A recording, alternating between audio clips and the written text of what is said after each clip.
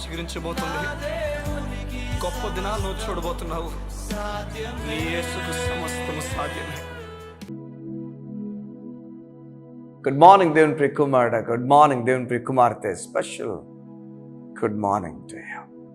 ఈ ఉదయాన్న ఎర్ర సముద్రాన్ని పాయలు చేసిన దేవుడు, ఎరుకోని కూల్చిన దేవుడు వారికి మాత్రమే దేవుడు కాదు, కానీ మనకు కూడా దేవుడు. మనం ప్రతిసారి గుర్తుపెట్టుకోవాల్సిన ఒక విషయం, నా జీవితం గురించి ఆలోచించే వ్యక్తులు ఈ భూమి మీద ఎవరున్నా లేకపోయినా నా కొరకు తానుగా తన ప్రాణాన్ని పెట్టడానికి భూమి మీదకి వచ్చిన యేసయ్య నా కొరకు ఉన్నాడు.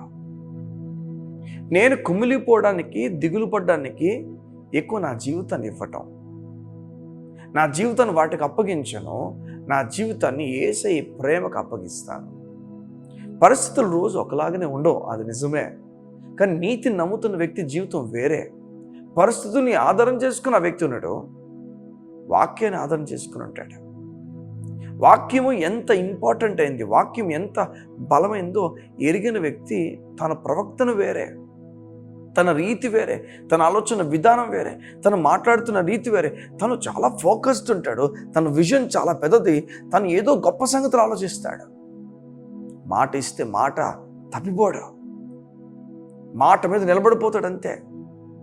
దేవుని కార్యాలు గొప్పగా జరగబోతుందని తెలిసిన వ్యక్తి ఎస్ అంటే ఎస్, నో అంటే నో అంతే.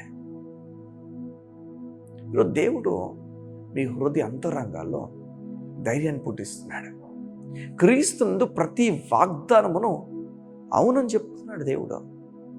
మనల్ని ఆదాము ఉన్నప్పుడు ఆదాములో దేవుని నుంచి అన్ని మనం కోల్పోయాం. ఎన్నో మార్లు ఈ విషయం మీరు వినుంటారు నా ద్వారా. ఆదాములో నుంచి పుట్టిన మనం, ఆదాము బట్టి పుట్టిన మనందరూ కూడా ఎన్నో కోల్పోయాం దేవుని దగ్గర నుంచి. మనకేమొచ్చేసింది? మరణం వచ్చేసింది, శాపం వచ్చేసింది, చీకటి వచ్చేసింది, నరకం వచ్చేసింది, పాపం వచ్చేసింది, రోగం వచ్చేసింది, ఇంకెన్నో.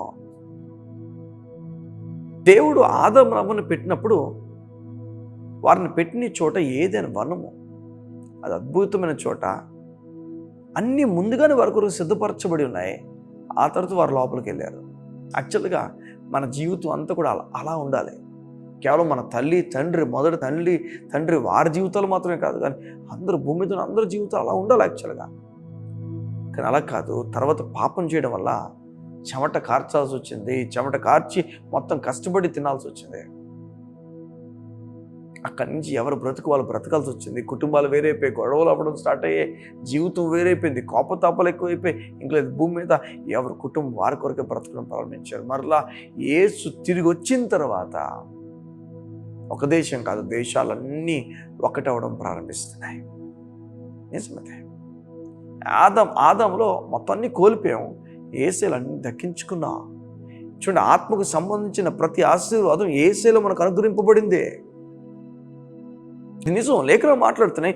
యేసయ్యలో ఆత్మ సంబంధమైన ప్రతి ఆశీర్వాదం మనకు అనుగ్రహింపబడింది. అంటే దేవుడు ఆత్మ నుంచి శరీరానికి వస్తాడు, శరీరం నుంచి ఆత్మ కాదు. వాక్యం తీసుకునే చోటు ఆత్మ, దాని స్పందన, దాని ఎమోషన్, దాని నడక అంతా కూడా శరీరంలో అవుతుంది. అలాగనే ఆత్మలో ప్రతి వాగ్దానం నెరవేర్పు జరుగుతుంది. కృంగిపోతాం. అతి త్వరలో మంచి జాబ్ రాబోతుంది, అతి త్వరలో దేవుడు మీకు బిడ్డలు ఇవ్వబోతున్నాడు, అతి త్వరలో ఫైనాన్షియల్ స్టేజ్లో ఆ లెవెల్ నుంచి ఇంకొక లెవెల్ దేవుడు మిమ్మల్ని తీసుకురాబోతున్నాడు. మీరు కొనుక్కోవాల్సి అనుకున్న ప్రతిదీ కూడా మీకు దేవుడు ఇవ్వబోతున్నాడు. కానీ సంగమా, వాటి కొరకు బ్రతకండి, వాటి కొరకు ప్రయాసపడకండి. దేవుడు రాజ్యం కట్టాలని పరిగెత్తండి. మీరు చాలా కష్టపడి కారు గురించి డబ్బులు దాస్తారేమో, సంతోషమే. కానీ మనం కారు కొనుక్కొని ఎక్కిన తర్వాత సుమారు కొన్ని నెలలు మాత్రం ఆ సంతోషం ఉంటుంది. తర్వాత ఆ సంతోషం మీరు కోల్పోతారు. ఎందుకంటే ఒక చిన్న గీత మీ సంతోషం మొత్తం తీసుకుని వెళ్ళిపోద్ది. ఈ భూమి మీద ప్రతి దాని మీద సంతోషం నెమ్మదిగా అది వేపర్ అయిపోద్ది, ఫేడ్ అయిపోద్ది. కానీ దేవుని సేవలో సంతోషం అంతా ఇంత కాదు. ఆ సంతోషంలోకి రండి, అందులో ఉండండి. ఈరోజు జరుగుతున్న అన్నిట్లో కూడా ప్రభు తోడున్నాడు అని ధైర్యం మీ హృదయంతరంగంలోకి వచ్చునగాక. ఈరోజు గొప్ప కార్యాలు జరగబోతున్నాయి, మీకు గొప్ప కార్యాలు. మీరు వెళ్ళండి, అక్కడ దేవుడు మాట్లాడబోతున్నాడు మీ పక్షాన. అక్కడంతా కూడా సక్సెస్ జరగబోతుంది. కళ్ళు మూసుకుందాం, ప్రార్థన చేసుకుందాం. మా ప్రియ పరలోకపు తండ్రి, నీకు వందనాలు. మీరు నీ బిడ్డలతో మాట్లాడుతున్నారు.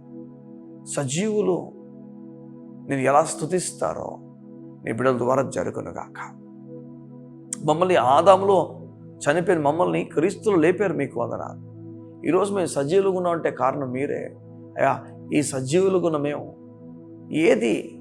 ఏది గొప్పదో, ఏది శ్రేష్టమైనదో ఎంచుకునే వ్యక్తులుగా చేయండి. నీ పని కొరకైన భారం నీ బిడ్డలకు పెంచండి. ఇంకా అధికమైన పని చేయాలి, దేవుని కోసం పరిగెత్తాలన్న తపన నీ బిడ్డలు పెరుగునుగాక. యేసు నామమున ఇంకెన్నో మాటలు నీ బిడ్డలు విని బలపరుచుకున్నట్లుగా కృపించి నడిపించబడదు. యేసు నామమున ప్రార్థించుచున్నా తండ్రి, ఆమేన్. ఉదయాన్న ప్రభు మిమ్మల్ని దర్శించాడు, బలపరిచాడు.